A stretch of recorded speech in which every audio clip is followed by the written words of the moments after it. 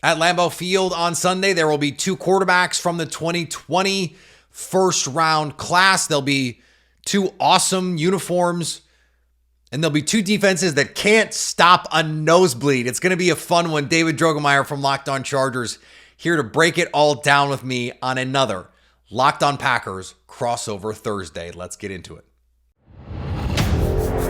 You are Locked On Packers, your daily Green Bay Packers podcast. Part of the Locked On Podcast Network, your team every day.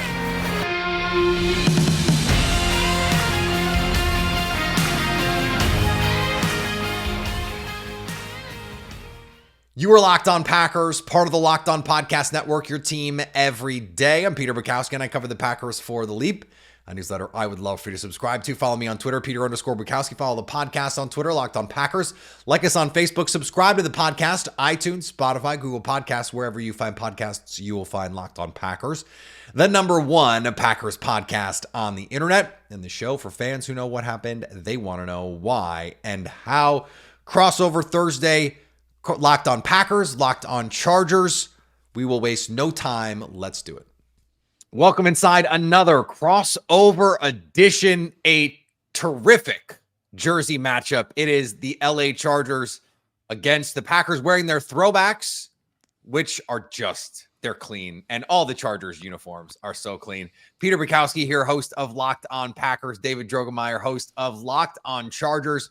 And I apologize in advance. I'm going to say San Diego Chargers. I promise at least once in the course of this recording. Today's episode, our version of Crossover Thursday that we're going to be doing here today, brought to you by our friends at Prize Picks, the easiest and most exciting way to play daily fantasy football. Go to prizepicks.com/LockedOnNFL and use the code all lowercase LockedOnNFL for that first deposit match up to $100. David, this season has not gone quite to plan for either one of these teams. The degrees are a little different. I think some higher expectations in LA, but both of these teams come in really hungry to get a win. So where is this team right now? Where is the fan base right now? Because it seems like that's the biggest storyline as we come in here. Both of these teams pretty desperate to get a win.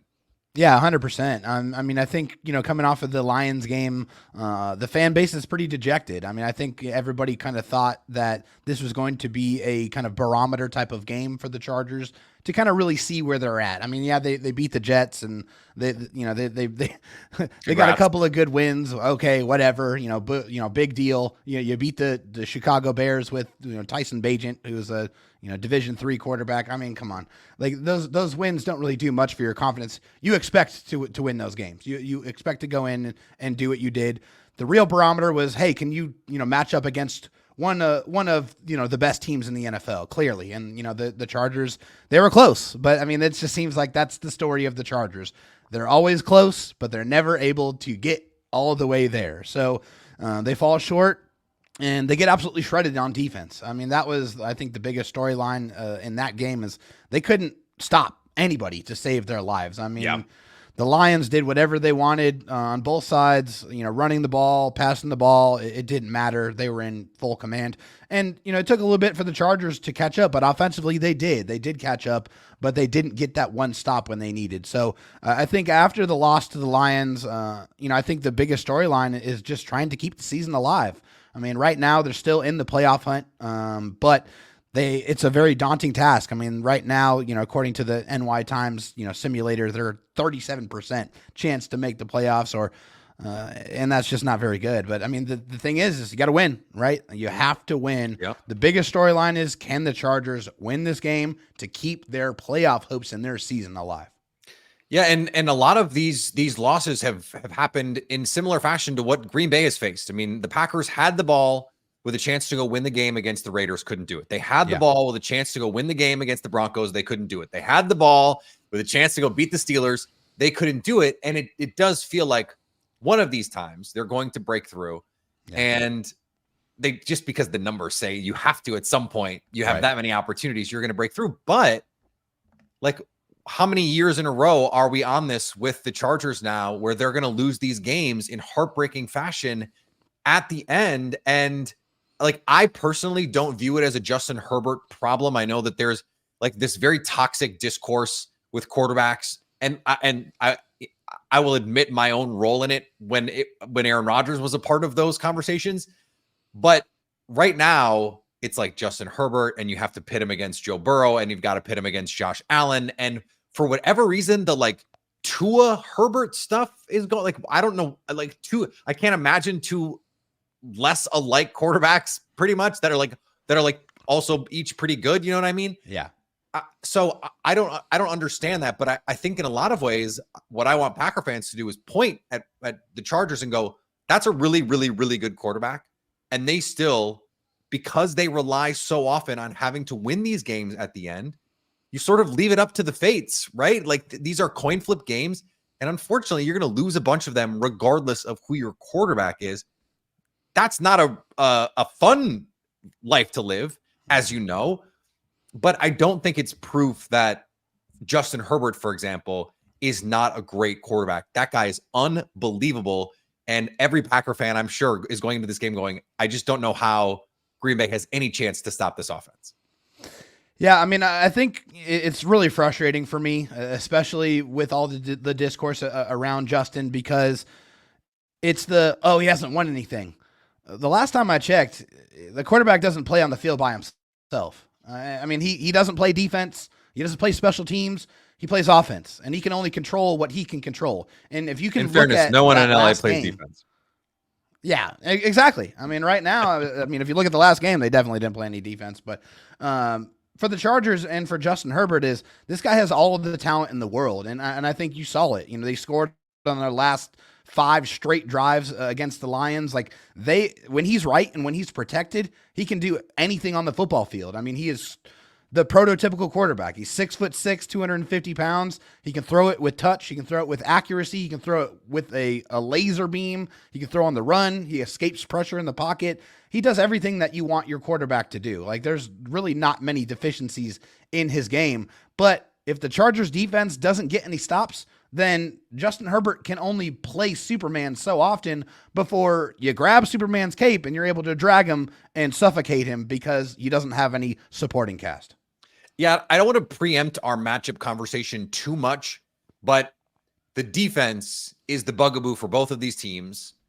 Joe Barry comes from the other LA, where Brandon Staley also came from. And the reason Joe Barry is the defensive coordinator in Green Bay is because he was the linebackers coach under Brandon Staley in the other LA with the Rams. And so I've already written a couple of columns this week for The Leap, a newsletter I would love your listeners to subscribe to, and my listeners, about how these teams defensively are kind of mirror images of one another. And that's a problem for both of them. And it raises really serious questions about the future of both of them. I have also been doing the bit for the last 18 months of Brandon Staley, future Packers defensive coordinator.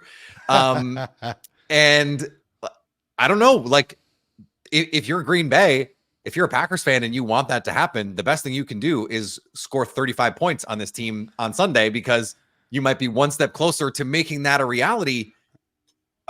I don't want to preempt the defense talk too much, but what is the biggest reason you think they are underachieving this season?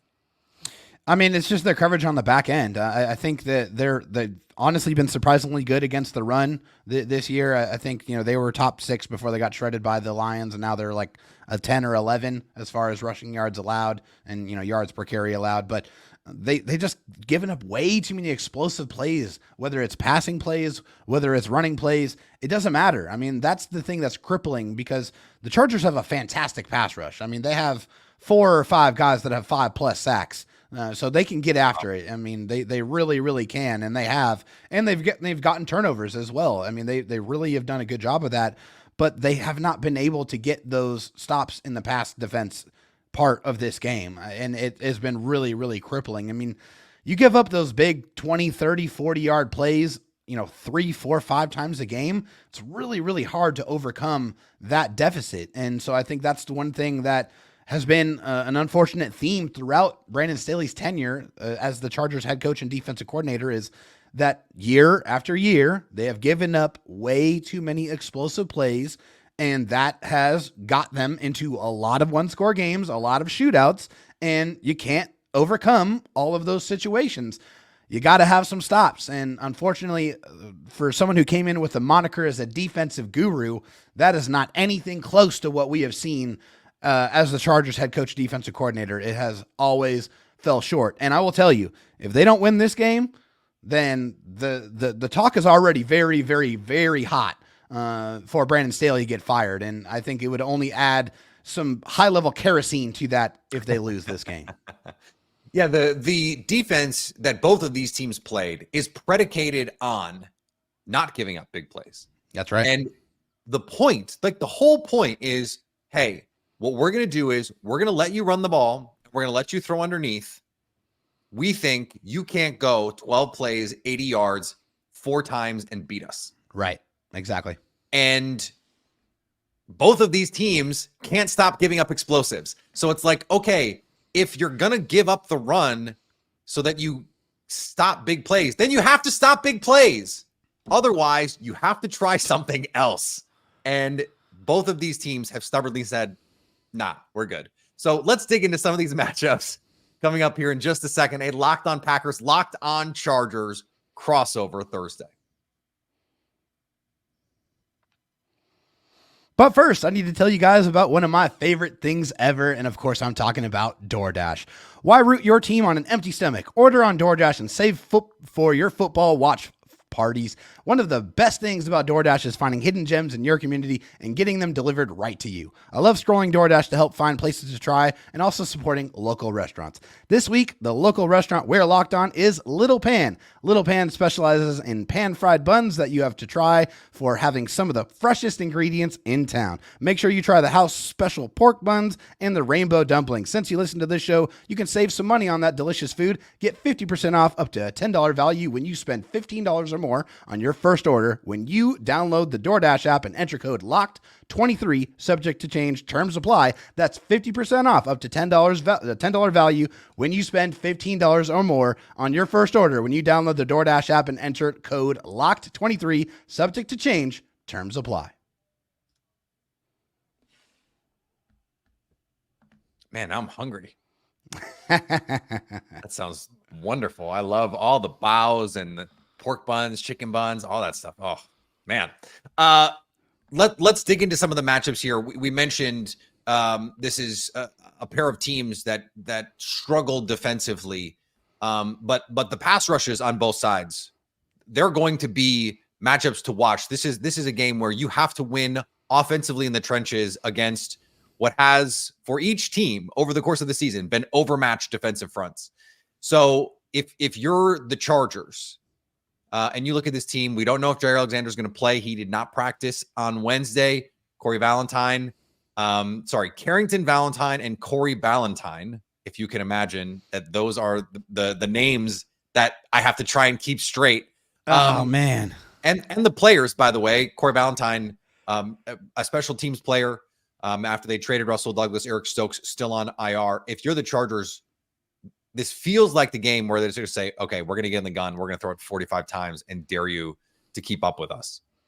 Yeah, you're absolutely right. I mean, it's going to be a huge part of that game plan when you're looking at corners that are a little bit inexperienced, not, at the same high level as your starters.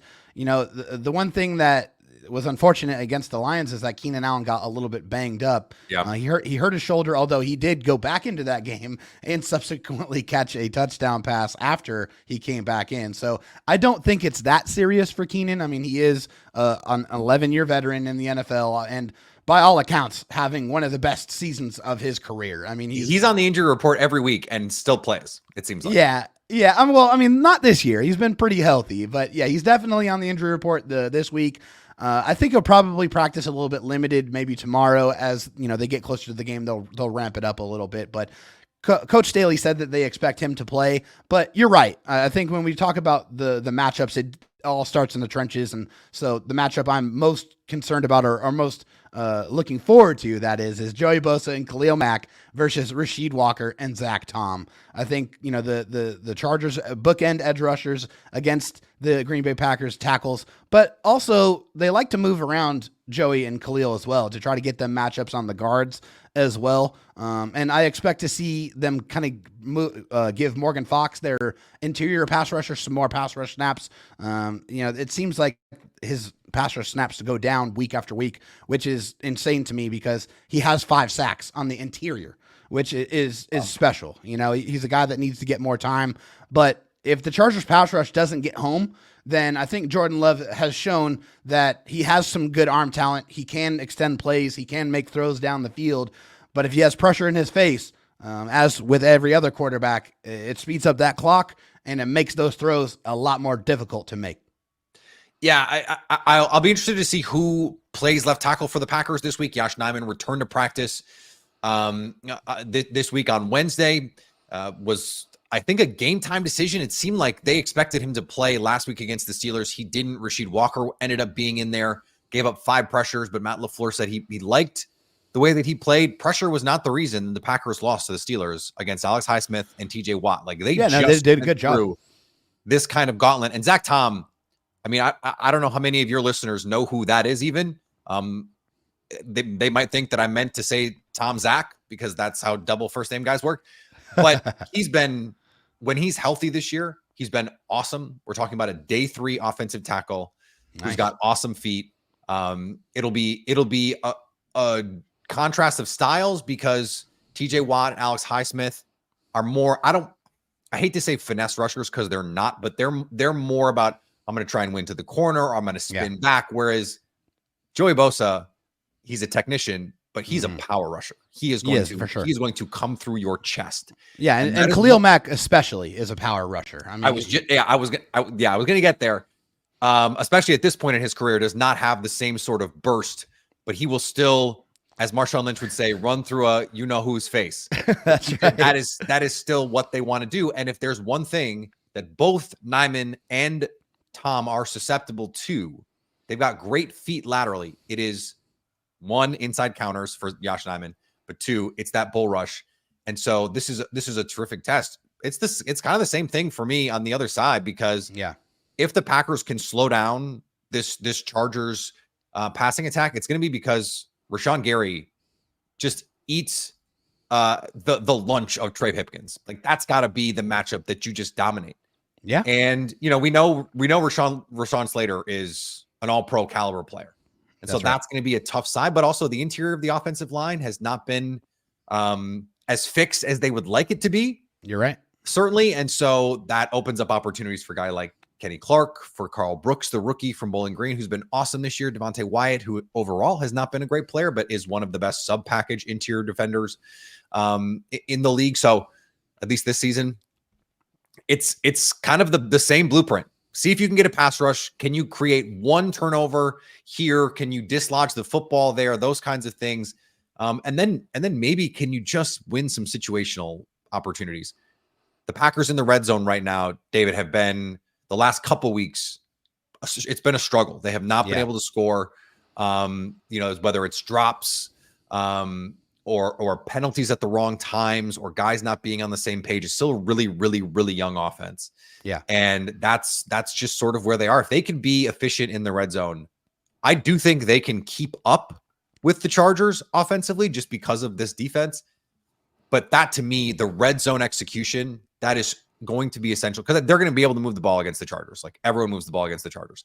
It's going to be avoid the turnovers and be efficient in the red zone, I think.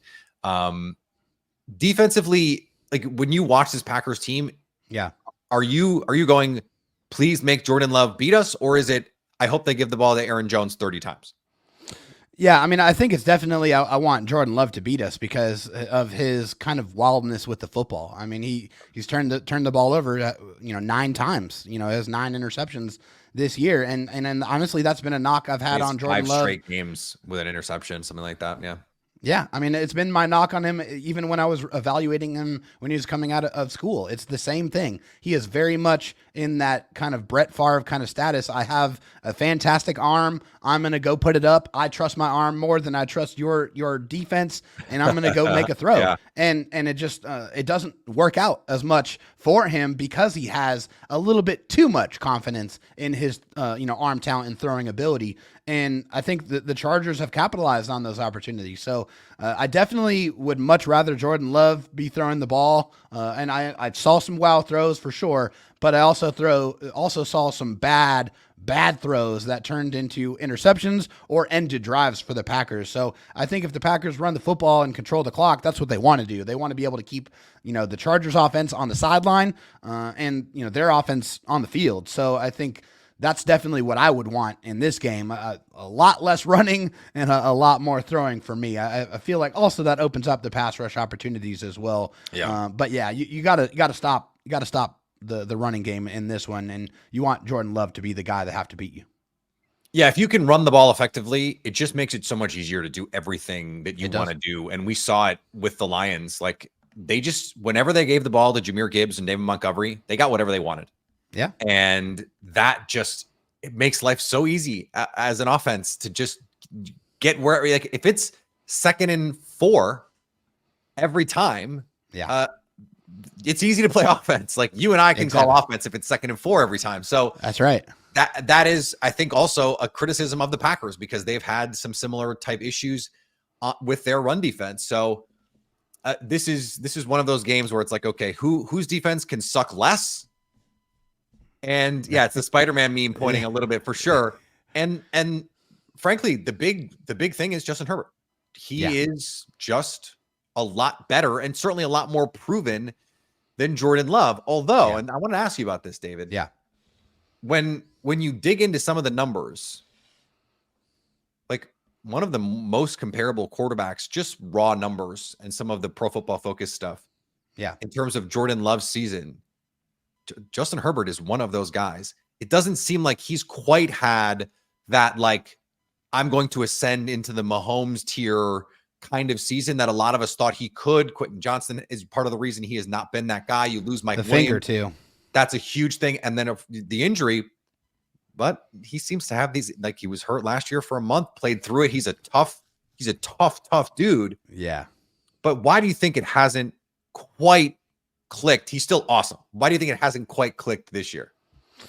Yeah, I mean, I think it's just been a ton of pressure in his face. I mean, he's it doesn't look like it because he's so good at avoiding sacks. I mean, his sack to pressure percentage is up there with Mahomes as one of the best in the league. It's just not a very telling on if you watch the games. You see he has to be able to make decisions in a flash because he's got rushers in his face immediately. And, he can do some fantastic things, but you can't expect that down in and down out. So the offensive line has really failed Justin. And I think when you see that Justin Herbert has time, then he can shred anybody out there on the defense. But that's been the issue. It's been pressure in his face and, making him have to get off a script and off a platform. And he can make those plays, but anytime you force a quarterback to do that, you're forcing him to make those extraordinary plays more often than not. And even the best are going to falter in those situations. A lot of the same story for Jordan Love. I mean, we've seen him to a lesser extent, of course, make some of those wild throws. He is not as consistent, to be sure, as Justin Herbert. But when everything around the quarterback is in flux, it makes it so much harder to play. And I'm actually really glad that someone like Patrick Mahomes, who's still playing like Patrick Mahomes, that offense is not nearly as good because everything around him is a disaster. Not quite, but the defense is really good though. But their defense is really, really good. Josh Allen, that team is just not as talented as we thought. It's Stephon Diggs and the Pips. There's not really a great supporting cast. The offensive line is inconsistent.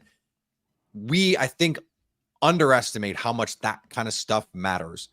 And we just go, it's the quarterback because they get overpraised.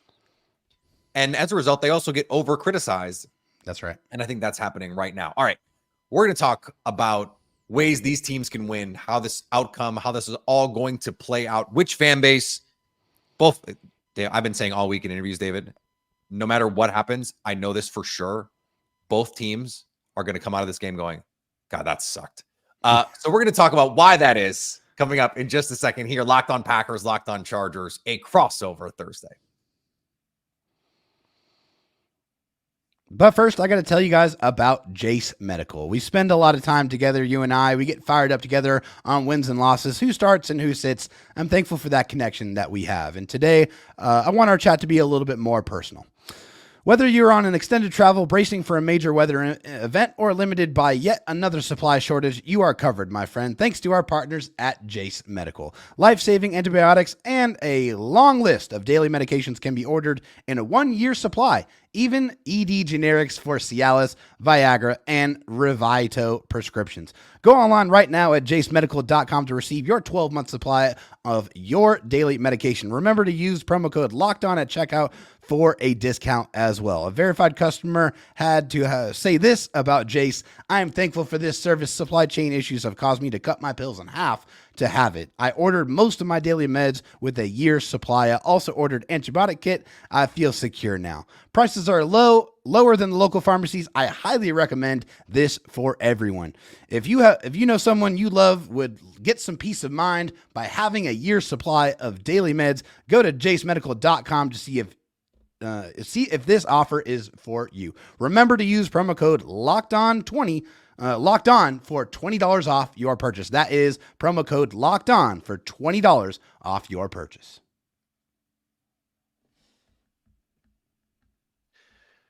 All right, let's try and paint a picture here of how the Chargers are going to win. What has to happen for the Chargers to go into Lambeau Field and come out victorious? Yeah, I mean, I kind of alluded to it a little bit in the last segment, but it's protect Justin Herbert. I mean, if you're able to protect Justin Herbert, he can make all of the throws and he can score at will. And, you know, you were talking about the kind of the red zone woes for the Green Bay Packers. It is not the case for the Chargers. They have the second best red zone offense in the NFL. So when they get into the red zone, they are punching it in to the end zone more often than not. So for the Chargers, and one thing I noticed as well in the last game is Justin Herbert is able to kind of catch the defense in, you know, a favorable situation for him to be able to find personnel groupings that he feels like he can attack. And he's going to go no huddle, and he's going to be able to call the plays at the line of scrimmage to be able to manipulate that defense and take advantage of those matchups. So I would expect to see that quite a bit, but you have to protect Justin Herbert, and you have to get the ball to Keenan Allen. Keenan Allen is the catalyst. He is the guy that makes the offense move. It's Keenan Allen. It's Austin Eckler in the passing game. Those are the two guys that you need to have big games for the Chargers to be able to win this football game on Sunday. So I know we've not really mentioned his name, and that's my fault. But to me, Aaron Jones is the key to this game. And there are a couple reasons why. The biggest is, if you want the blueprint for how I think the Packers are going to play on Sunday, go watch the Rams game. Similar style of defense, right? Raheem Morris was brought in to basically copy Brandon Staley. Does not come from that tree of defense. And he put his own spin on it. Raheem Morris is a really good coach. But the Packers went to a lot of heavy personnel, a lot of 12, a lot of 21 with two tight ends or two running backs on the field. Sometimes a little 22. I haven't seen 22 personnel in Green Bay in a long time, but I was here for it. It was really fun. They used a lot of creative run looks. It was the most Matt LaFleur I've seen this offense look maybe ever. And Aaron Jones was a huge part of that, over 20 carries, in that he was a part of the passing game, a part of the running game. And they used him as a wing, motion him in the backfield, wide as a receiver, in the backfield next to A.J. Dillon, in the backfield solo. And there are matchups that they can create as well. Kenneth Murray, who was, by the way, a player a lot of Packer fans wanted in Green Bay, he's had his struggles. And so can you get Aaron Jones matched up on a linebacker on third down, for example, when the Chargers are going to play a little bit more zone man coverage than they would on first and second down? Yeah. So I think that's the key. If they can stay not balanced, because I don't really care about balance, honestly.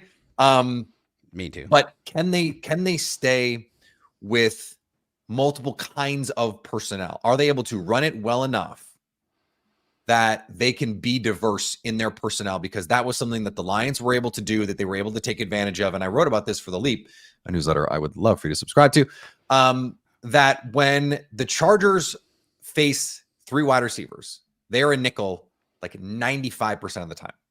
But when they face 2 tight ends, they're a nickel like 45% of the time. I mean, it makes sense. That's interesting that they're not matching base with base. Like heavy personnel with base is usually how teams are going to play it. So I think you're going to see a lot of heavy personnel for the Packers and say, okay, LA, how are you going to match up with these dudes? And if you're going to play linebackers on the field, here's Luke Musgrave running down the seam. Here's Luke Musgrave on a sail. Here's Aaron Jones on a wheel route. Here's Aaron Jones on, jet all go. And you've got him running down the middle of the field. Oh, you're going to play nickel against 12 personnel? All right. Here's outside zone. Here it is again. And then you hit the winebacks and you hit the counters and you hit all of these other things. He, to me, like I think that is the key to this Packers offense. And I just don't think the Packers are going to get enough stops. So like I can't even pick a defensive thing because they're just not going to get stops. They're just not. Like the Chargers are going to score 27 getting off the bus. It's going to be about, can the Packers offense manufacture enough stuff? And to me, that's Aaron Jones. And unfortunately, as much as I love Derwin James, like Brandon Staley is not going to just like let him say, okay, you're going to, it's going to be your job to make sure that doesn't happen. That's not what they do. Well, it just depends on how successful that tight end is, because if Luke Musgrave is making those plays down the seam, then Brandon Staley will probably go to Derwin and say, hey, go lock him up and go take him out of the game. I love it. Let's see it. And go make somebody else beat you, because he does have that ability. I mean, he's had a little bit of a down year, but Derwin James can line up and lock up any tight end in the NFL if that is what he is asked to do. But because he is so multiple and because he does so many things, it's kind of hard as a coach to be able to tell Derwin, just go out there and do one thing, because he is a fantastic blitzer. He is a great tackler. He's fantastic in the box, and he can play back, and play deep safety as well. So it's just how do I use Derwin James at the utmost effectiveness? And I think, it's really going to be, how are the Chargers going to be able to change in game and be able to make adjustments on defense specifically to be able to counteract what the Green Bay Packers are so obviously going to try to do to them. Well, like I said, awesome uniform matchup. I can't wait to see it. I think this is going to be a really fun game. I have not been able to say that about a Green Bay Packers game, not at least predict it in a long time, but I think that's what they're going to get here on Sunday. David, you will be there. We will be live here on Locked On Packers after the game to stay for everyone. Locked On Packers, Locked On Chargers. All right, that's it. We're live on Sunday after the game. We'll be back tomorrow on Locked On Packers. Of course we will. Follow me on Twitter, Peter_Bukowski. Follow the podcast on Twitter, Locked On Packers. Like us on Facebook. Subscribe to the podcast, iTunes, Spotify, Google Podcasts, wherever you find podcasts, you will find Locked On Packers for free. And anytime you want to come hang out with us live on our YouTube page, go subscribe, Locked On Packers. Go subscribe to Locked On Sports today, too. Our live 24/7 Locked On Podcast Network streaming channel is there, so you can stay Locked On Packers and Locked On everything else.